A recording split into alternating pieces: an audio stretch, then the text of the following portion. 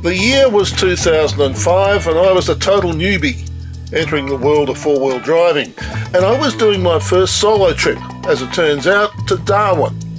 I was winging it and my route was unplanned. I had just arrived in Alice Springs. I'd last been here on a school bus trip of just 2 years previous, and I had been on a tight schedule back then.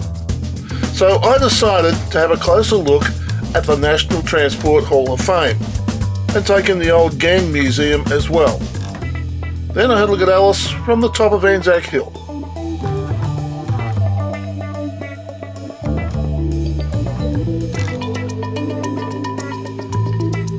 Well, it's Saturday the 11th of June and we've been doing mundane things this morning, like having yet another tyre sorted out.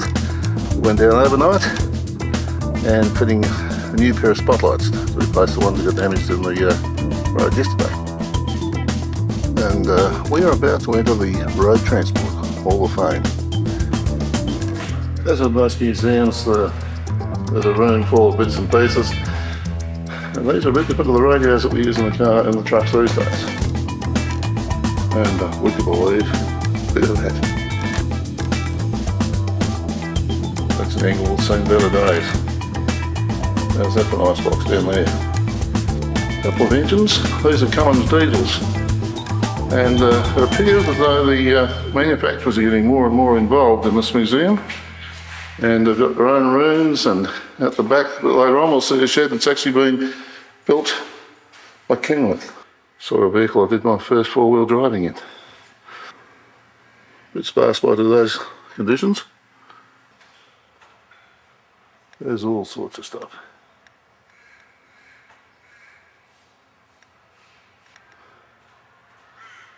How about some of these number plates on your wall, Brett?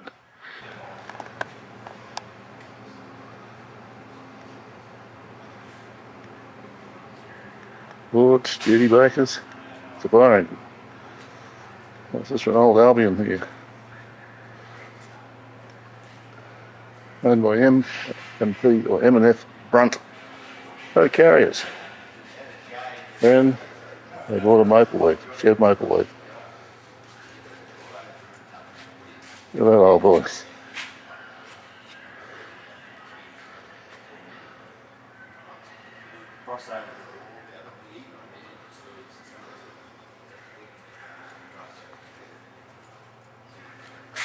Used to have those type of handles on the trucks and buses back in the early days.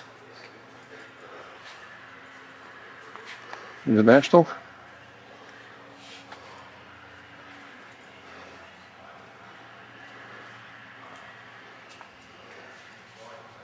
Broker's still going. The colic.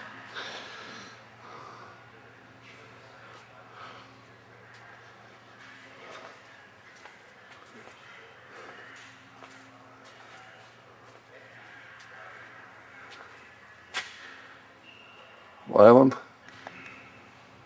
3 maxi aligned up one on the other. There's Ruby.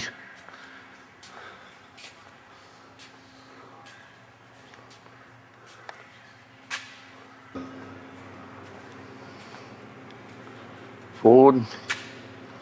Put a Holden on the back. That sounds pretty good to me.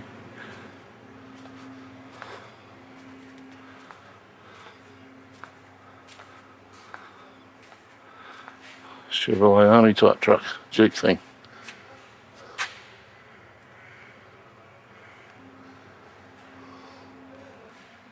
Now here we have an interesting vehicle. This is the Mulga Express Mark IV. It's a 1972 Dodge Coronet wagon. And it was purchased from an American serviceman at Pine Gap by Kurt Johansson around 1976. They've done 46,000 miles. When he obtained it, he started modifying it, using it for exploration and touring in remote parts of Australia. To strengthen the spring system, rear axle raised the ground clearance, bigger wheels. He put a 200 litre water tank comprising of one tractor tyre in a tube, utilising space in the front seat. He had a petrol tank capacity increased. He replaced the original alternator with 3,000 watt, 240 volt alternator. 10 cubic foot air compressor, oxy and acetylene cylinders, extensive set of tools, fed a self-supporting canopy, fully two-way radio, chainsaw, axe shovel, high lid bog jack. The whole deal. Now here's the fun bit of this thing, is that the car itself actually ran on steam. So he would go out and he would chop up wood, cook it up, throw it in this cooker in the back here, the wood box and a hopper full of good hardwood fuels the car for approximately 400 kilometres. There's a hearse up there, an international hearse. More trucks.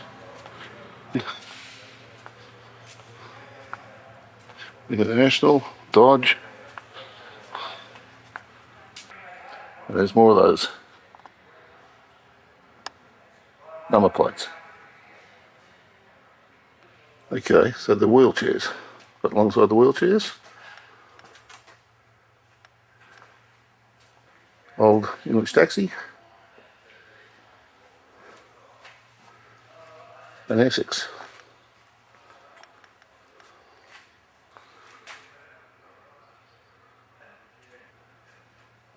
Deluxe twin, Indian, another Buick. 1923 Rolls Royce.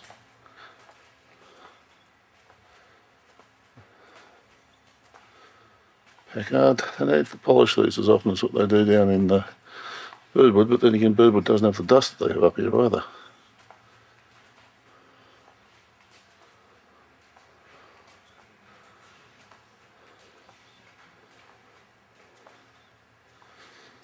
Still not a bad collection of motor vehicles, is it?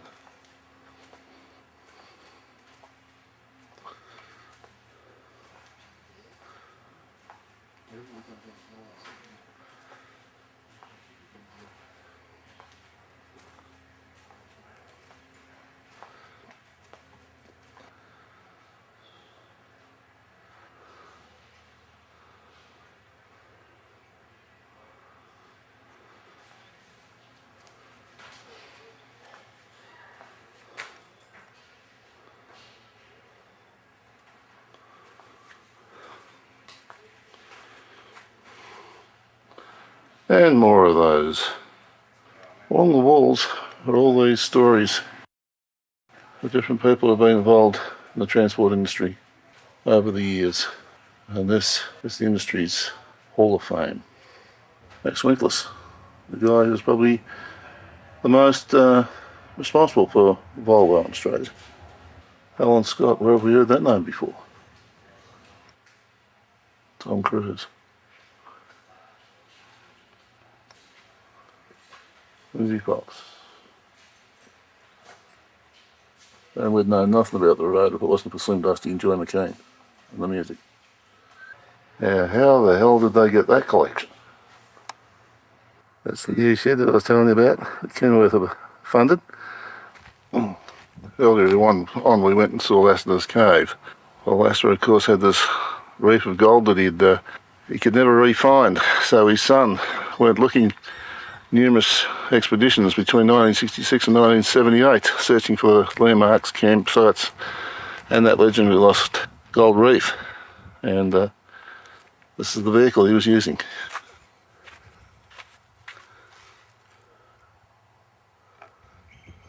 Two-way in the back. Pretty good tyres too.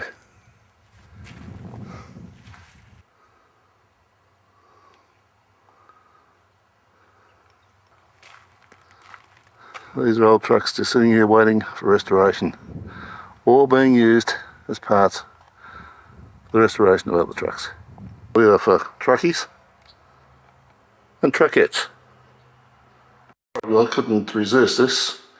Have you forgotten anything? Please put the toilet seat down, as we have a mosquito problem.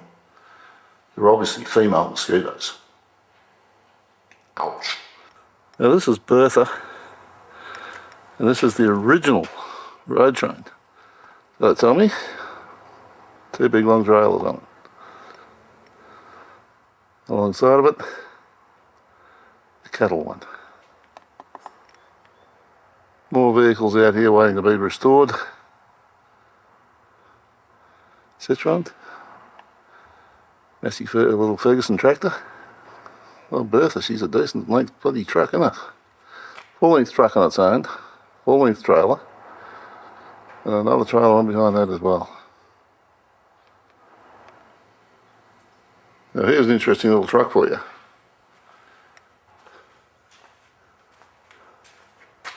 Flat V8 under the bonnet, well if there was a bonnet.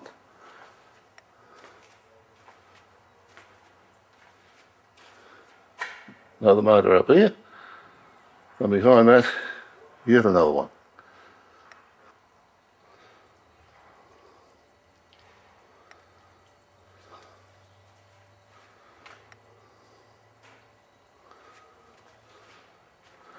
This was inside the museum last time I was here. I can't remember the exact story behind it.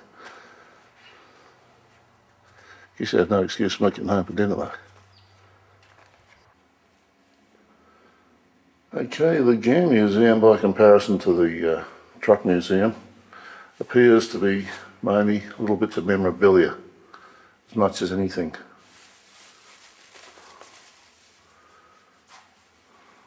There's history on the wall, it's old lanterns,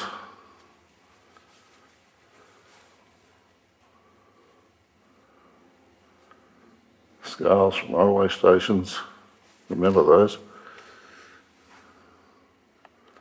Murals, photographs, some of the signage. Again, tends to be stuff from the time. Maybe this china and all this sort of thing was actually used on the trains. Conductors' lanterns.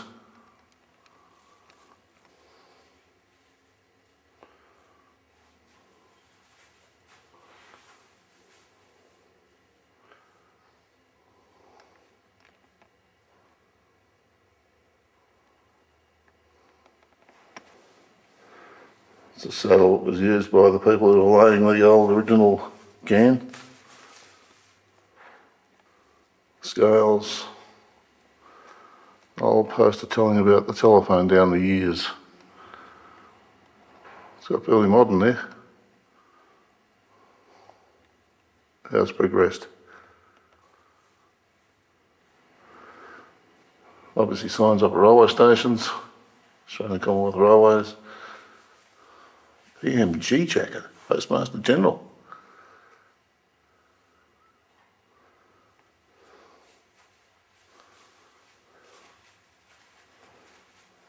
Film projector. Design hasn't changed much, has it? History of the railways.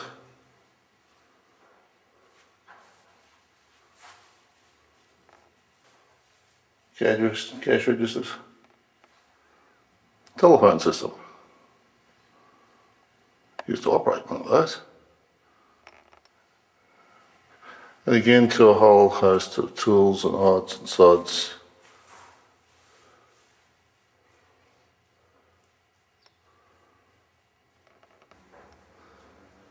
Go inspect the rail, hop on one of those. Pillar box.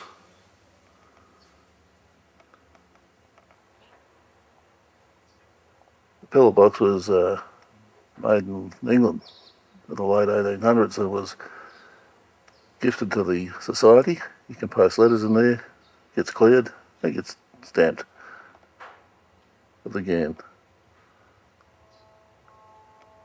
Museum. There's the TARDIS, needs a coat of paint.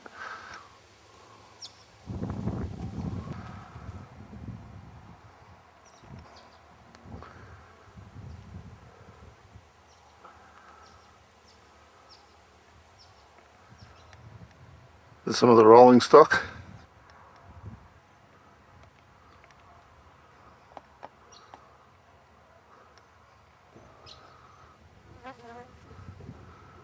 And these are their loco sheds here.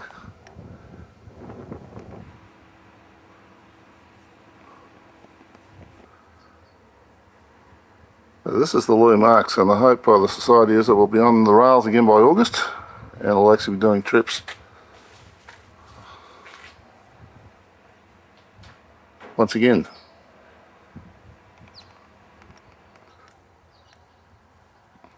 If you've ever ridden on a steam train, you'll probably remember this.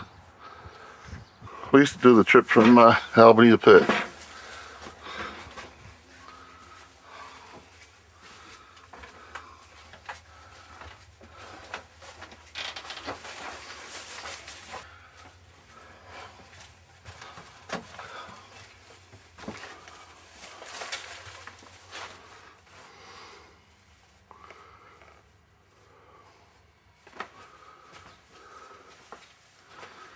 This is obviously the lounge car.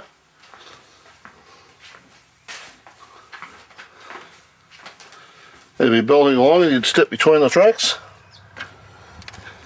trying not to fall out. And now we're in the bar. Modern air conditioning.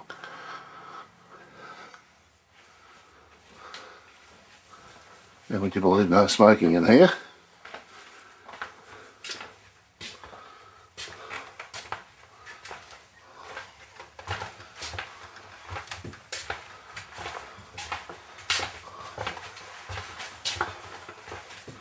Toilets.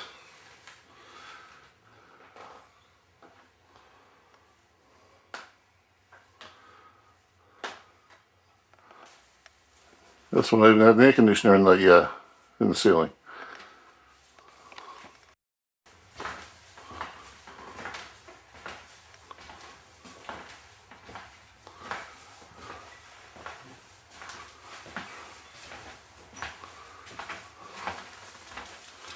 Again, stepping between the rails.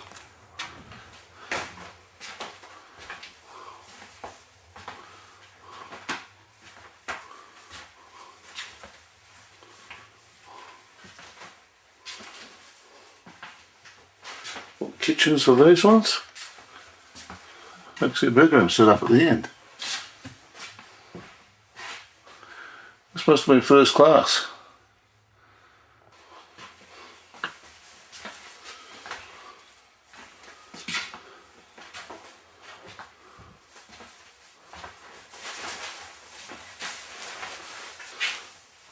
So this van actually carried the relief crew. So instead of changing over, they actually travelled on the train. That's why it's so well appointed. Really not sure what these particular coaches are about, but maybe they were designed for the passengers to actually sit out here and enjoy the sun while watching the country go past. Well, that's the Ghan Museum in Alice Springs.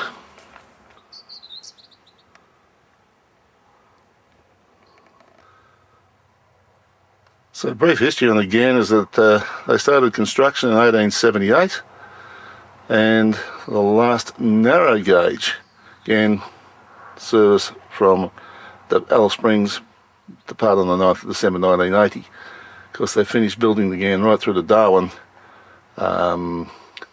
just last year. Now, McDonald Range is right across the front here.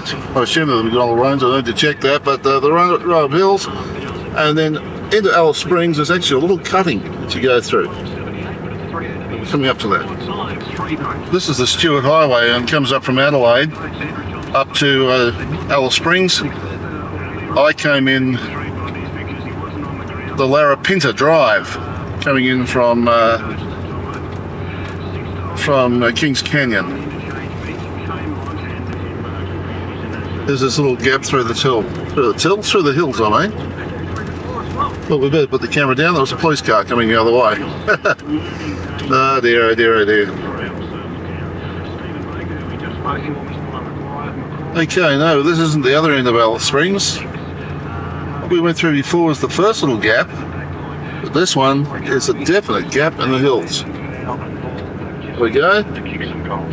And there's the roadway, just cuts through the centre.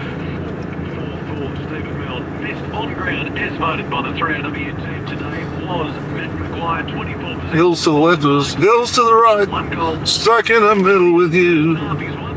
Okay, so we'll give that up. No, won't give up the day job. Alice Springs is completely surrounded by hills. It's the gap over there we're coming through. And then we head out McDonald Ranges. We're at the top of Anzac Hill. Every man who joggers in town is here, watch the sun go down.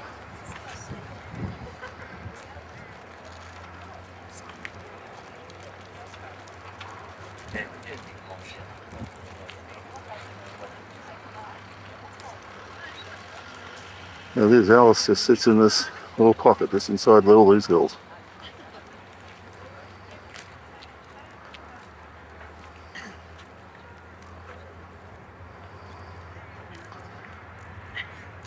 There's that memorial.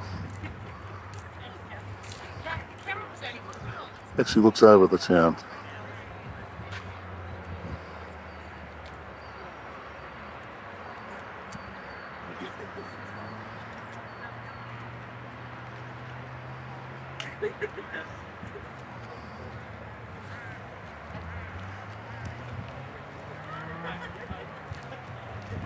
Right back to where we started. Through the centre of town runs the Todd River. Just that dry bit down there.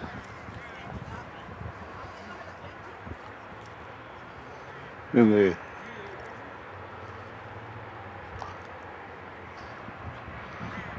This is the main town centre, including Coles, which opens 24 hours a day, 7 days a week. What a ridiculous idea. I'm going to do my shopping at night time. Down there's the industrial area.